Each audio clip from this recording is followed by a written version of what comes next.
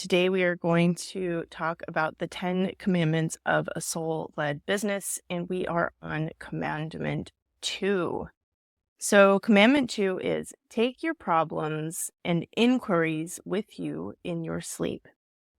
Intend to learn, discover, and alchemize. Be honest with yourself about where you are and where you are not putting your focus. We talk a lot about inner rhythm, and we talk about inner rhythm because it is the practice of living by and creating from your inner rhythm directly support your ability to create from a potential capacity, soul frequency, conversation. And that is a really difficult place to be. When we are trying to organize ourselves around collective constructs around what success means, what our daily schedule should look like, how much we should be doing versus what we can do, etc. There's a lot of space there to get really confused about how to stay on track and stay focused in your own capacity to create from what's good for your soul. And therefore, commandment number 2 on that topic is it's just a pivotal foundational awareness that you need to hold with you. So hyperintention is the ultimate form of magic. What do I mean by hyperintention? Hyperintention meaning very intentional, hyper intentional in every moment, in everything that you engage with, in everything that you do. That requires a lot of focus. And it's always a good reminder to continue to have this conversation because I know from my own personal experience that it's easy to just get caught up in life and forget to be as intentional as we could be or can be. We learn through the practice the power of daily intention and ritual, meaning consistency. And the path of creating from your soul potential is about constant evolution and growth. And as we grow into capacity by aligning to our soul's frequency or whatever is up for us in the moment, especially when it comes to business, it is a consistent, never ending experience of personal transformation. We have to remind ourselves of that as we're moving through the process.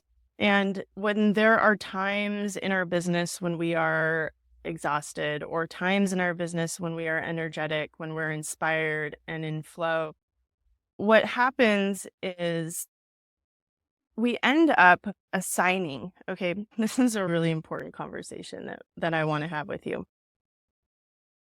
If you are somebody who has a spiritual connection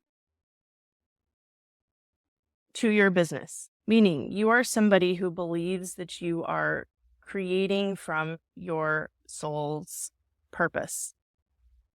And within that conversation, there is a spiritual component because you're paying attention to energy, you're paying attention to essence, you're trying to connect to your soul's frequency, which is indefinable. It's hard to nail down what that is. It's your job to translate it. You're the only one who can know what is bubbling up inside of you. You are the only one who can know what your energy feels like, right?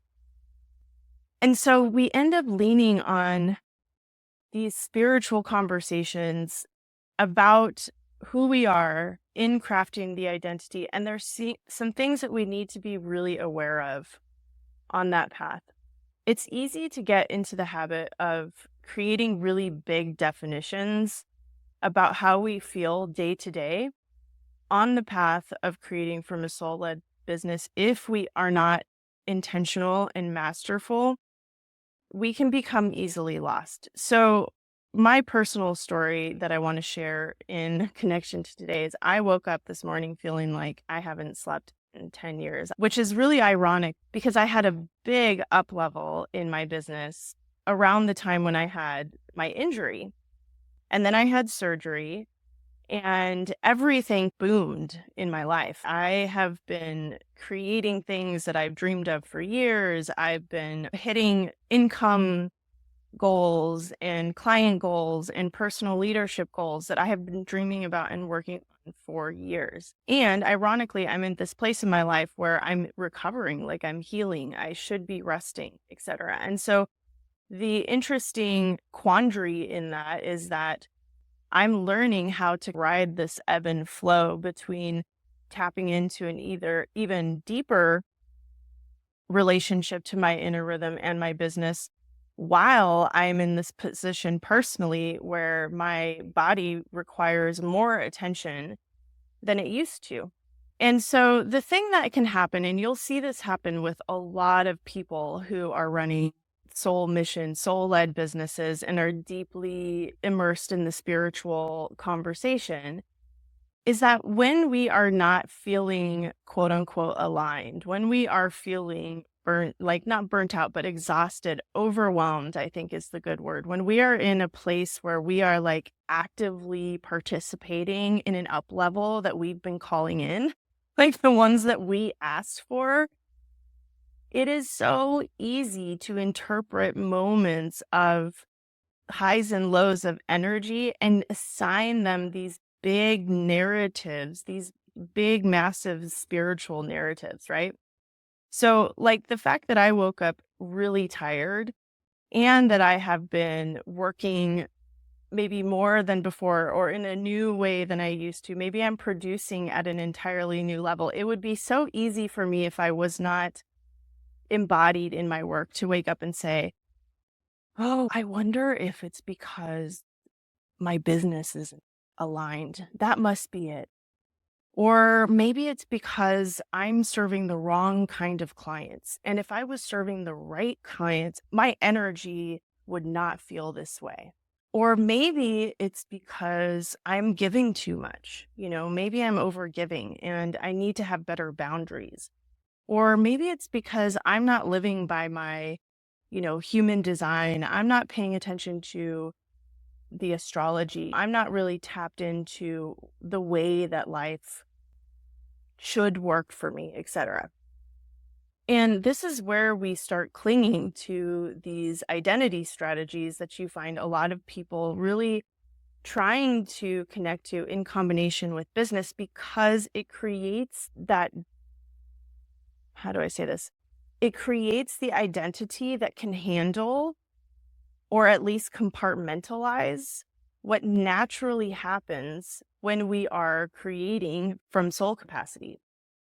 And so, what's different about the approach that I take and what's different about the things that we discuss inside of Sanati is that we're simply saying this is naturally the way that it works. If you are creating from limitless potential, then you are always engaged in that alchemy between aligning to your soul's frequency and raising your human vibration to build skills. And so when you start interpreting energy dips or struggle or challenges and giving them big spiritual narratives in your business, you inherently limit yourself and your capacity to step into something more creative, to step into something more innovative, to actually see if you can show up and execute and do the thing. And so the balance, the harmonizing factor in all of that motion is inner rhythm. And becoming more hyper intentional in your relationship with that means that you're truly utilizing everything that you naturally have access to in rest, in intention, right? The life field shows you everything you need to know about your business, about your relationships, about how you're going to run your business the way that you run your business. And sometimes it can be about release. It's always about leaning into your tools, always about leaning into your tools, into your body of work, and giving yourself the opportunity to hit a higher level of self-awareness, comprehension, and embodiment. It's always there to make you aware of what skills you need to build in order to continue to expand. So inner rhythm does not follow a set of rules. It doesn't work with your calendar. It doesn't work with your responsibilities. It doesn't care about your to-do list. It doesn't care about your deadlines. And so if we are really to become masters of time in our own business, then we have to get really detailed about how we tap into the potential in time. Using rest, sleep, a 10-minute break. I wrote a post about this yesterday, which is really interesting because this was the 10th commandment that I was going to share with you in the group. But of course, it's fully active in my field. And this opens a door to an even deeper and more powerful conversation with you about what you can tune into and how you can nourish yourself even further. So, how do we know if we are aligned, if we're not aligned, if we need to take a break, if we're ignoring what our body needs, if maybe we're reverting back to patterns of procrastination? Like, how do we know if we're empowered in how we work with our inner rhythm? You know that you're empowered when you decide that you are empowered. Only you can know. So if you find yourself falling back on questions about on this topic about how to become more authentic in how you execute and show up for your business, because this conversation applies to life, it applies to relationships, it applies to your money relationship, it applies to anything that you're looking at. So it means that you need to fall back, or it means that you should fall back on more focus, which means more intention. And this is why this is number 2. Think of it this way.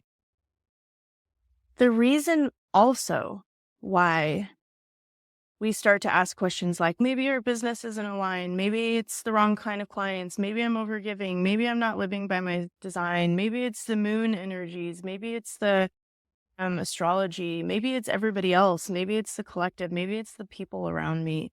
All of those things start coming in because we're trying to determine not the source of the problem, but we're just really trying to have a conversation with ourselves about energy. And the mind does not understand energy. The mind is super logical, and energy is just like a force of creation. And so it's not really the best task to give your mind, if that makes sense. And so not everything makes sense to the mind. And not every story we engage in is about our emotions or our challenges. Ultimately, we decide. So this moves into, what do you do about this?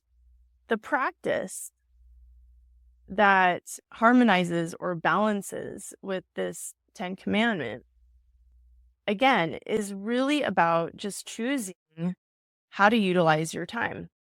So when you go to sleep at night, when you lay down to take a nap, when you close your eyes for 10 minutes between client sessions, when you need a moment to settle yourself and think about, or at least allow yourself to integrate and process the amount of transformation that's coming to you in combination with this type of work, which is different. It's very different. This is what I experience. It's what I see in my clients and myself. That you just need to choose how to use it. So say, you are trying to alchemize something in your life, you're dealing with a struggle, you're dealing with a challenge. When you go to sleep, decide that in the morning you're going to wake up feeling like you understand something new about the process that you're going through. When you go to sleep, decide that you're going to release X, Y, and Z. You know what that is. You choose what that is. You're going to release frustration about an offer that's coming up that you can't quite articulate. You're going to release some hesitation around making sales. You're going to release some self-doubt. Decide how to use rest.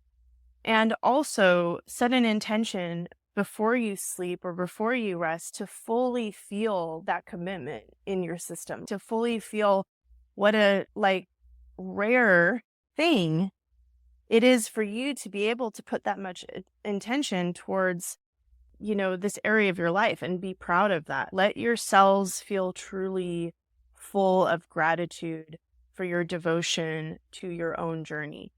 Let it not only be mental, but visual, sensational, emotional. Have you ever noticed, and this is something they do in meditation practices, if you've ever been part of a guided meditation, and I'm sure that you have.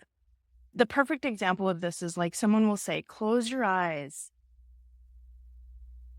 take 3 deep breaths in through your nose and out through your mouth. Relax into your chair.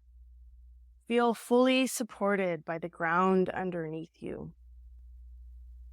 Let your feet relax. Relax your calves, your thighs, your stomach. And so you move through the body. And there's this whole series of instructions to fully relax, because I guarantee you, you didn't even know that you were clenching your jaw or your stomach or that you could relax your calves until you thought about it, until somebody told you to do that. I've had this experience 100 times in these meditations where I'll be moving through that process and somebody's moving through me. I'm like, oh my God, my stomach was totally clenched. My jaw was clenched. Like my hands were like clenched. And it's like, I didn't even have that awareness until it came into my focus. This is what I mean by hyper intention. This is what I mean by like how difficult it is to actually remember to bring all of this intention into focus. And so bringing that into rest is extremely important, because we have to have that natural cycle of creation and regeneration. When I moved away from my 20-year career in an industry where I really pushed myself, where I was hustling a lot, where I was creating a lot, producing a lot, and very disconnected from my true nature, I felt after the end of that journey that not only did I not know how to relax anymore, I didn't really feel like I knew how to have fun anymore, but every time I would sit down to take a break, I would feel guilty about it, or I would feel like I wasn't doing something that I needed to do. And I had to put even that much more awareness and focus into letting myself on the hook on that level, not even to mention moving into the phase of my development where I'm utilizing that time for creation. So there's so many layers to this. And for me, the conversation about inner rhythm is a lifelong practice. Like it is truly a lifestyle for me. It's never that I feel like I arrived to the perfect place, because like I said, inner rhythm doesn't care about your deadlines and your goals. It's just how you operate. And the more and more detailed and focused you become on that topic, the more it opens itself to you and you can find a way to really get into a groove. To summarize, commandment number 2, take your problems and inquiries with you in your sleep. Intend to learn, discover, and alchemize. Be honest with yourself about where you are not putting your focus.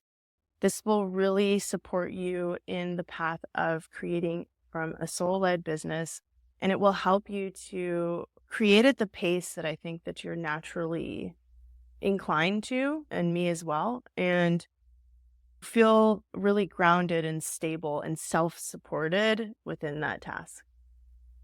Hope you enjoyed and look forward to seeing you in the next video. Bye.